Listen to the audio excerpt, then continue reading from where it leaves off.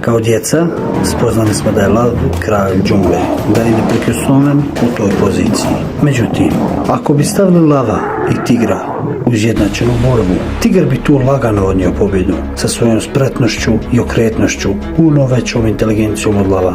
Međutim, ako bi stavili 5 tigrova i 5 lavova iz jednog čopora, tigrovi ne bi imali šanse. A zašto je to tako? Zašto je lav kralj džungle, a ne tigar?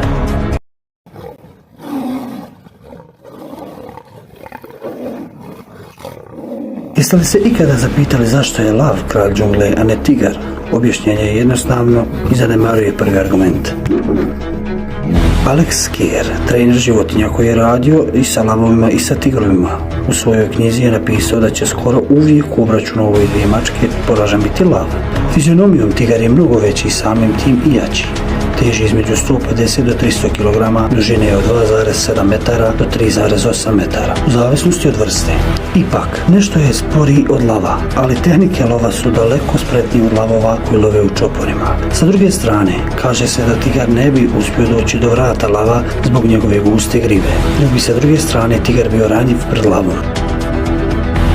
Kada je u pitanju inteligencija, a to bi ujedno trebalo da bude i neutralno mišljenje, Karl Hagenbeck, trener iz Hamburga, rekao je da su lav i tigar veoma slično. Međutim, da bi lava naučio nekom triku, treba će ti mjeseci, dok će tigar sve savladati kroz 5 sedmica.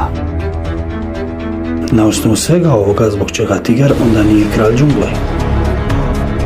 Zbog toga što ni kralj nije najjači među ljudima, nego najpoštovaniji. Lavovi love u čoporu, a rijetko taj posao obavlja sam lav. Uglavnom ženke ili mlađi love divlje životinje i to po upustvima koje im daje upravo lav. Kada ostari, titulu vođe krda prepušta mlađem, štiti svoj čopor. Prvi se hrani on, pa tek onda ostatak čopora.